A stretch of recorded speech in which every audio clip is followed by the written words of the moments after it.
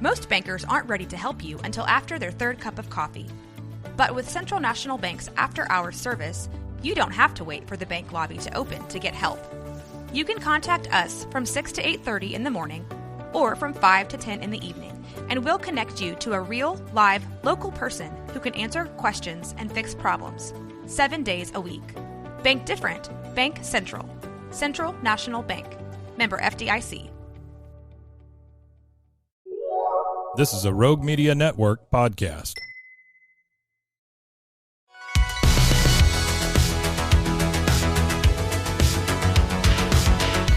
Welcome back to another episode of No Waco. This is your host, Debbie.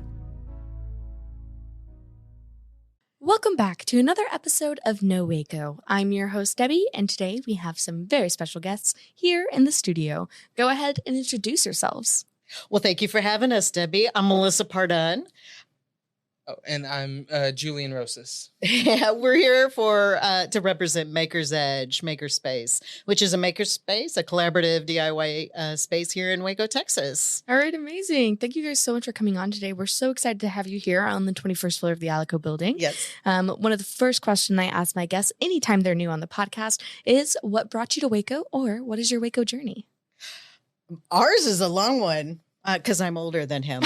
But so my husband and I got married New Year's Eve of 95, and we moved to Waco the next week. Wow. And we've been here ever since. We thought we would be in Waco for 2 years. Got a full ride to Baylor for my grad school and thought we'd be here 2 years, kind of establish ourselves. And then, like couples do, move on. And then we ended up just falling in love with Waco. Fell in love with Waco. The people, the place, the community, the churches, just the environment here is so much different than where we came from, and just loved it. And so we decided to stay. Yay. Well, we're so glad you're here. And you, Julian? So I am a Waco native. I born and raised, everything. I did leave Waco for a little bit to go get my degree in studio art, and then I came back. The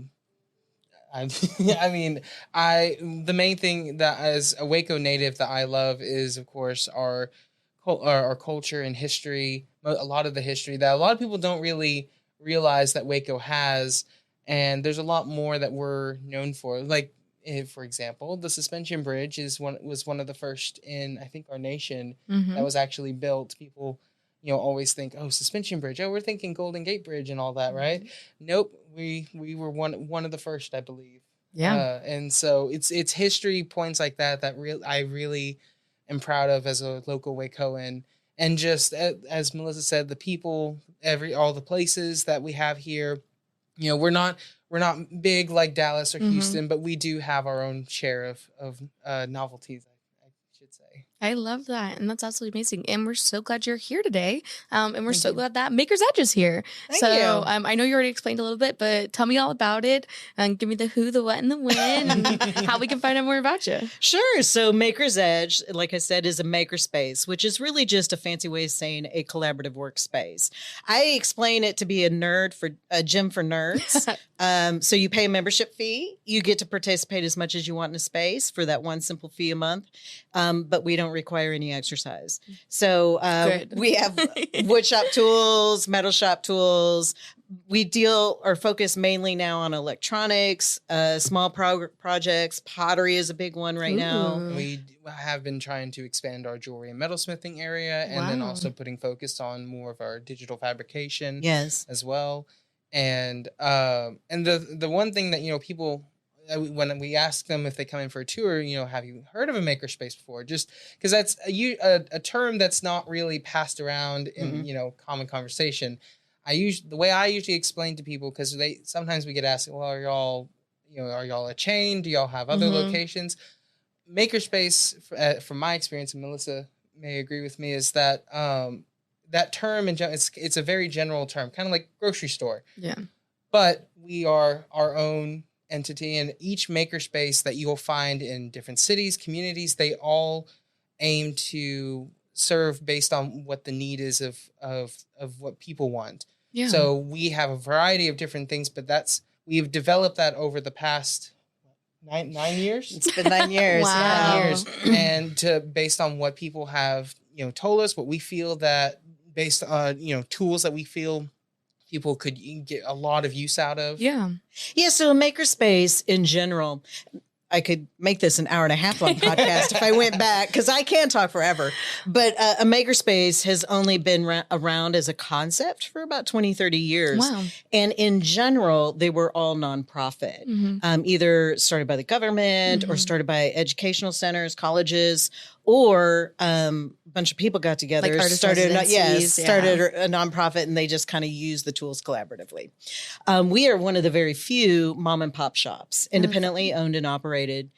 We chose that for a particular reason. We just thought it was the best way to ensure that the tools were properly working and maintained, that it was staffed, that we could do education the way we wanted to do, that we could provide mentors for the people who came into the space, and then that we could really utilize the expertise that we have in the community. What we believe in our hearts is the more interdisciplinary that people are in their making, the better everyone gets. I love that. And so we just have a space where we love to share with people who maybe we don't know two hoots about what they're doing, but we certainly have something we can share, and we certainly have something we can learn. I love that. And we're here today because you guys just got into a bigger space. You guys are moving, and then we have summer camps coming up. Yes. So tell me about some of those things. Yeah, so we did just move locations. We spent 8 years over on 18th Avenue, but we are now co-located with Triple Win over on Webster Avenue and 12th in that area. And we're very excited. It gives us a much more expanded capacity. What Julian was alluding to earlier is that we are membership driven. And so we started with an idea of what people would want. But every 6 months to 12 months, we evaluate what tools are working, what are not, what do we need to get rid of, what do people want us to expand into. Pottery was not a thing excited we about even pottery. thought about. Yep. I'm going to have to borrow your kiln.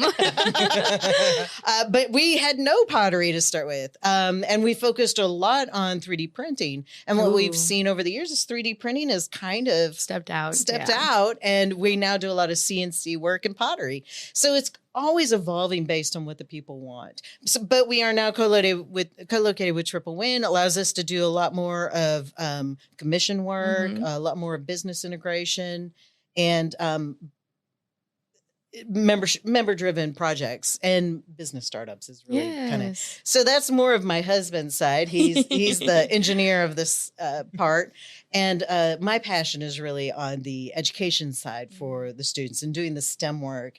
Every summer we've had summer camps that are STEM driven, and it used to be we would do 8 camps.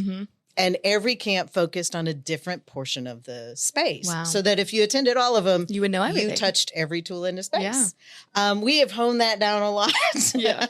A lot of kids are not interested in woodworking these days, that sort of thing. So this summer, we're really focusing in on electronics, microcontrollers, coding, robotics, that sort of thing. Even to some basic engineering as well. Wow. Yes. And because I think that's really where people are at right now, is they're really interested in learning, how can I come up with an idea of something I want to do, and then how do I take that to completion?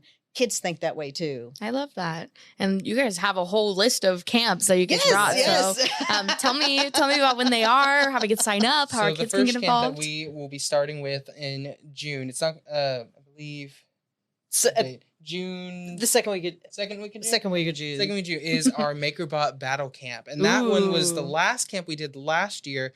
That one, I would say, was probably one of our most successful. It was, and it was one of the most fantastical. We had never done it before. Crazy. My husband's a huge fan of BattleBots on TV, and has always wanted to do that. I've watched the competitions before. We've watched it multiple times in my house. Last year, our camp staff, they would put on the BattleBots videos for the kids to watch. They really get them. I love that. I love that. Oh, when the end of the week came and we actually did our competition where the kids put their bots in the arena, they were all in. Yeah, so we built a glass encased arena that has real contraptions on the floor to kind of things that they have to get by. But it is a battle. So we have different teams during the camp week, and they collaborate on how to do their robot. Although I will say every camper goes home with their own battle bot at the end. And then they battle. Wow.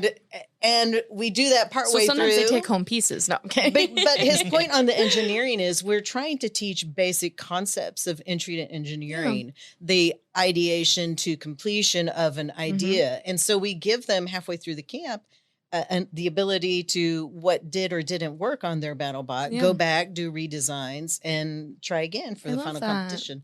Every camp, we are non-traditional in this sense. Every camp has a competition. There's a winner and a loser. Okay. There are prizes. It is getting back to sort of the grassroots of what it means to be. We say at our place, we are not afraid to fail because failure teaches us how to win. And so we're just constantly evolving, even in our camps, and helping kids. I chew out my interns and teachers. We do not do things for students. Yeah. We allow them to fail on their own and then help them to succeed. I love that. And because kids, it's so interesting when any kid in our space is capable of touching every tool in a space. You just have to be more careful. You be more supervised with them. You have to take a little bit longer to educate, and you have to have a lot more guidance. Yeah. But if you create the right parameters, we've had camps in the past where we've welded with kids, where we've done woodworking with kids. Kids are capable if you require them to rise to the occasion. Yeah, I absolutely love that. And that's amazing. And then you guys have a superhero training camp. We do. That's the next one. And that one, I feel there's a lot of potential to that one. I feel could delve into almost a lot of different points in STEM. You could delve into robotics and when they're making gadgets or chemistry, all of that. Yeah, it's more for our creative side of makers, because we also take them through the creative side of creating your own superhero. Wow. From the name to the costume to the what kind of powers it has, and then trying to figure out what kind of gadgets you want to make for your superhero. And then in the end, we have every camp has a contest. And so, so it is geared more towards those kids who have sort of the creative side of their brain going on. I love that. I want my own superhero costume. I know, right? Who doesn't? Hello. And then, of course, coding and everything, like you guys were saying before. Yes, the Crazy Coder Camp we've done in the past several times, actually. Yeah. And that one, it introduces kids to, I believe what's called block coding. We use Scratch program to do that, and the kids learn the basics to this is how what you do when you put these two blocks together, and this is what the computer will read.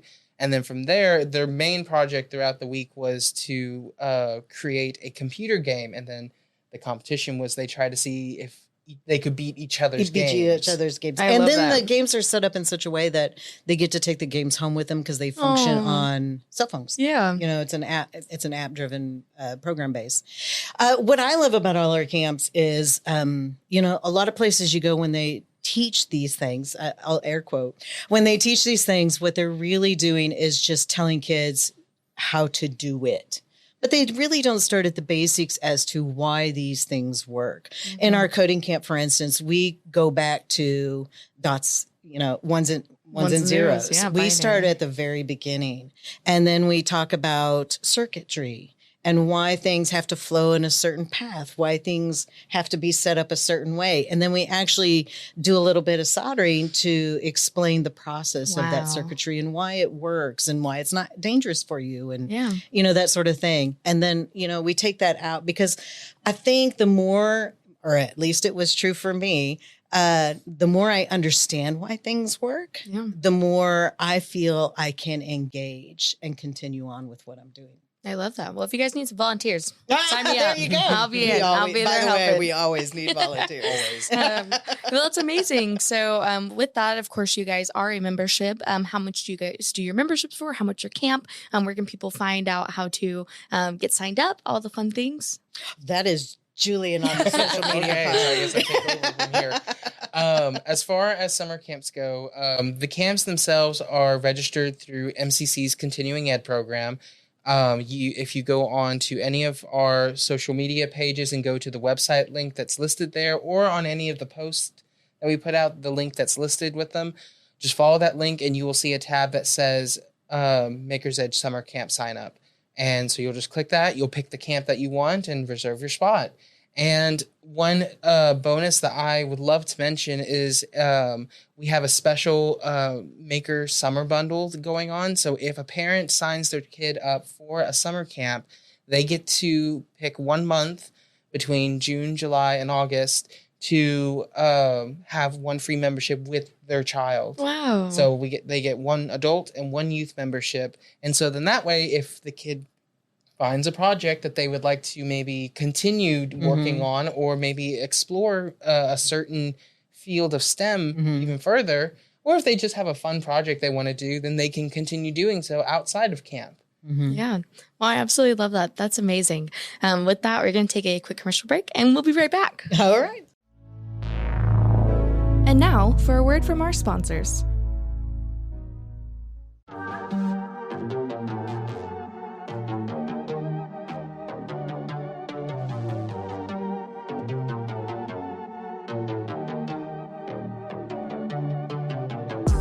Hey y'all, I'm April. Hi, I'm Caroline. And we have a new podcast for you. What's it called, Caroline? Bloody Happy Hour. It's going to be your new favorite guilty pleasure. We're going to talk about some bloody stuff. Serial killers. True crime. Rapists. Why not join us? We'll have a good time. You literally never know. I don't know what I'm going to say. Bloody Happy Hour. Apple Podcasts, Spotify, or wherever you listen to podcasts.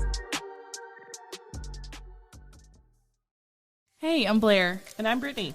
And we're the host of By the Cover Podcast. We cover everything from mysteries, thrillers, romance, chick lit, and even some smut. Don't forget the smut. Yeah. We're so excited to get this thing going and share this with you guys. We've been talking about this for months, and it's finally happening. Yes. Special shout out to Rogue Media for helping us with this. For sure. You can find us on Instagram at @bythecover_podcast. You can also find us on Facebook and TikTok, so don't forget to give us a follow on those two also. And we are so excited to dive into some of our favorite books and share those with you. We can't wait. Hope you love it.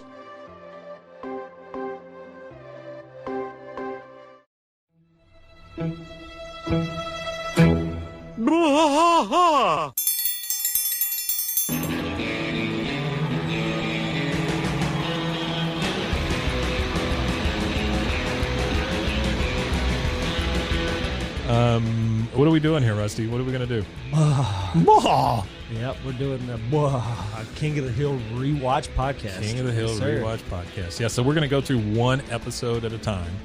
Come along for the ride with us. Come check it out. And give me a good like Dale Gribble quote to go out on. Wingo. Yeah, Wingo. Wingo. All right. Well, join us for the King of the Hill Rewatch Podcast. Deep in the heart of Texas, that drinks his brew and he spits his chew. Deep in the heart of Texas, the TV blares but no one cares. Deep in the heart of Texas, here we go. And now, back to the episode. All right, and we're back. So we were just talking about the memberships, how to get involved, and how to get your kiddos signed up for summer camp. With that, when we come back from the break, one of the first questions I love to ask is, why do you think it's so important for you to be in Waco right now, and what would you like to see more of in Waco?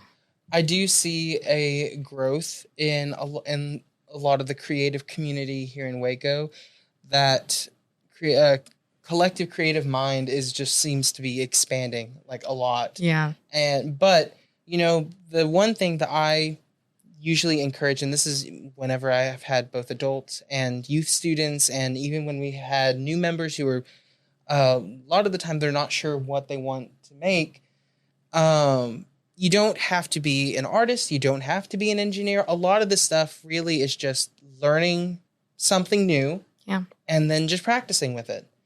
And so, and like Melissa was saying, there is no failure. It's a lot of trial. It always is trial and error. And so that is something that I would love to see more of, is that we express, that drive to even people who are wanting to explore their more creative side, and just not to, be afraid of that.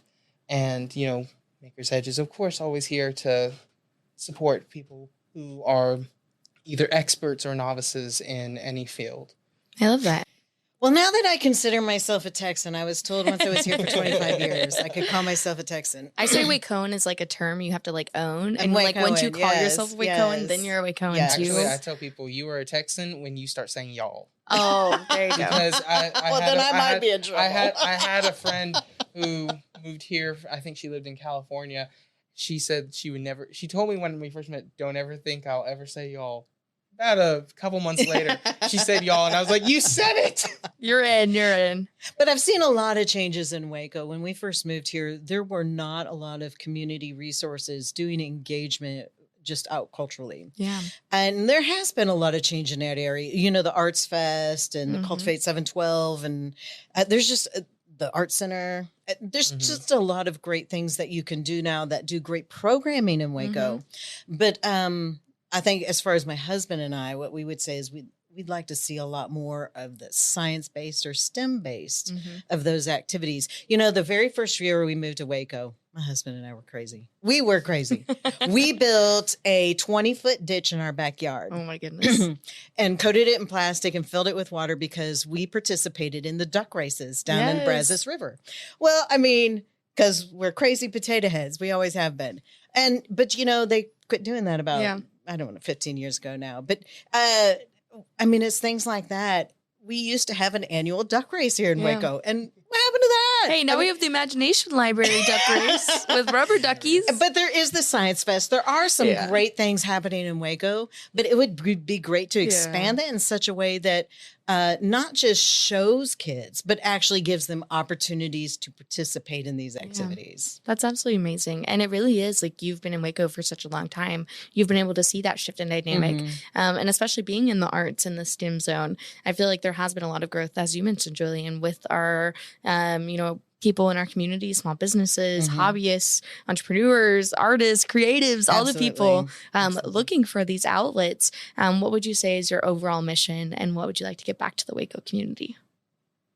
Well, that's what we've been focused on for the last 9 years. I took a year sabbatical from my work to just focus on the business plan and start up this business. And it wasn't because we were trying to make money or because we thought we were so smart. It was really just we had a passion to bring to Waco a place where you could come and have fun with other people who like to make with their hands. Our wall says that we are made in the image of a creator.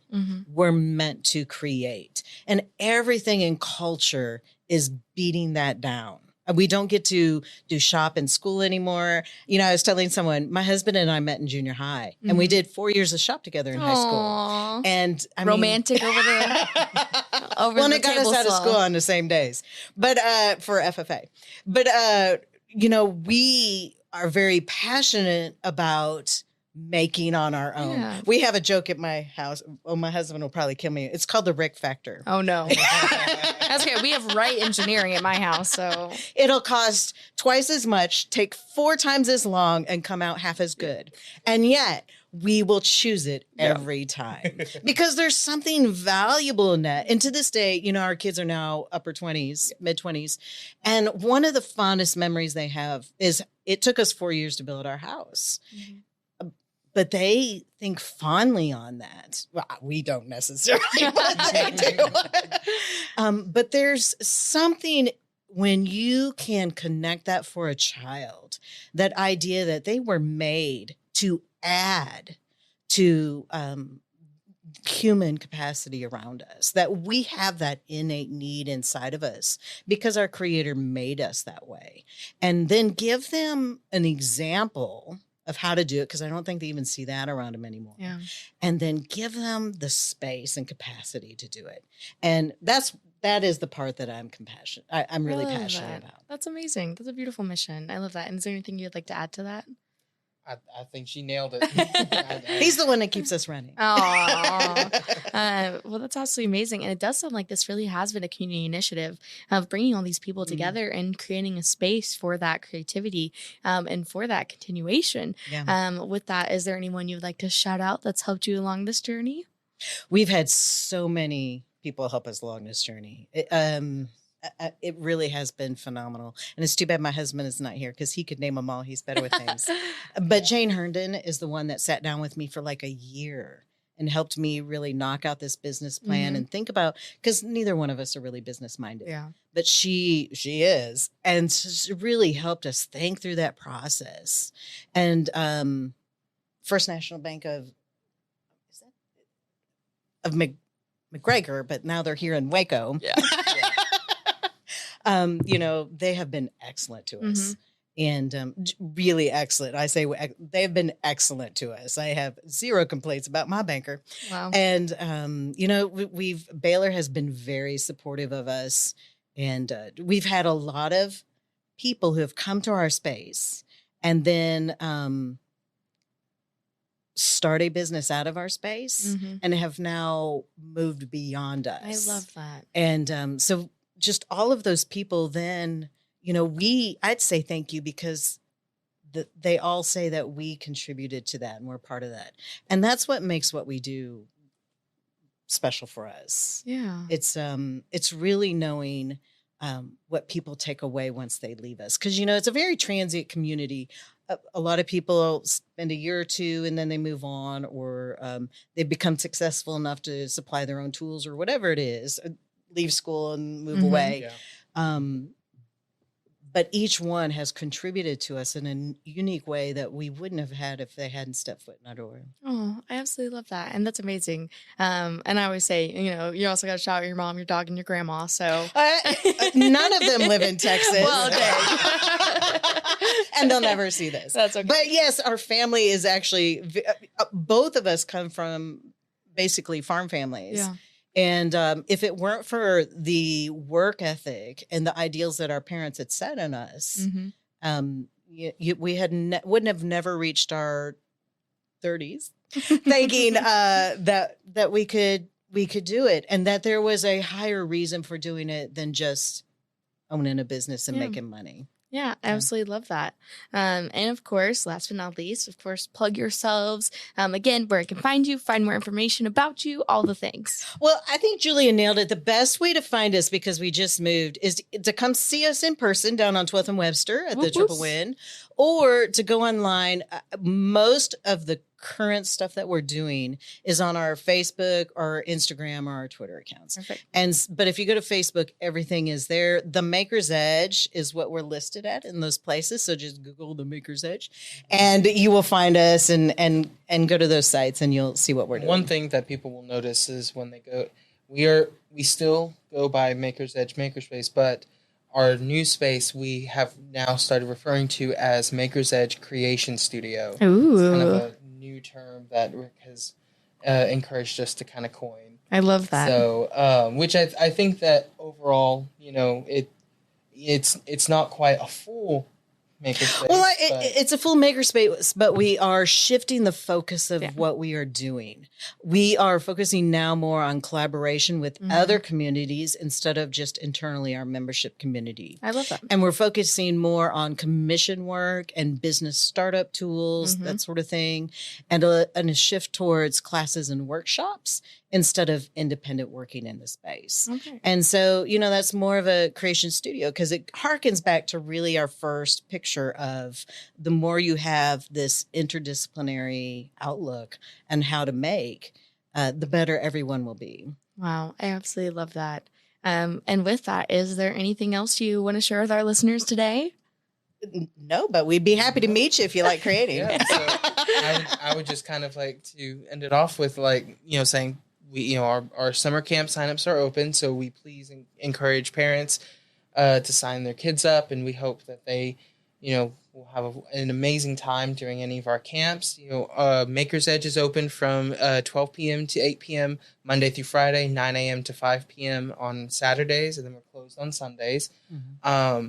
One of the new features that we have to our space is, since we are a creation studio, is what we call co-creation. It kind of delves into a little bit of both autonomy and commission work.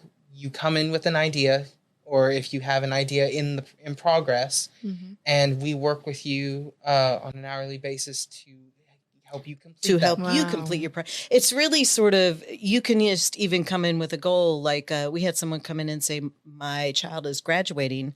I'd like to make them something for graduation. And we just asked them some questions. Well, in the end, would you like something sturdy and physical for them to take? Or are you thinking more conceptually of something pretty or artsy to take? You start there, and then you help them kind of come up with a concrete idea of what they'd like to do. And then we have people who will work with them hourly to take their project to completion. Wow, I absolutely love that. That sounds like an amazing opportunity for people to get involved. Yeah. Yep.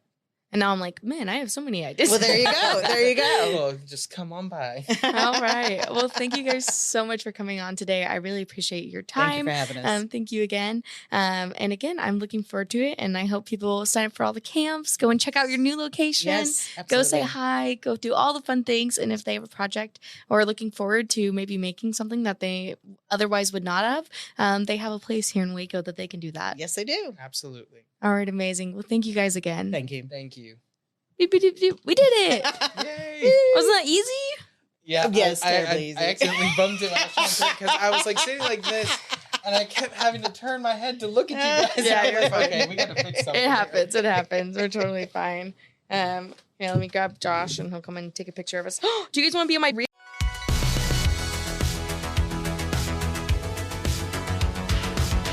Find us everywhere on all social media platforms, KNOW_Waco. Check us out at roguemedianetwork.com, and we're on YouTube under Rogue Media Network. Check out nowaco.com.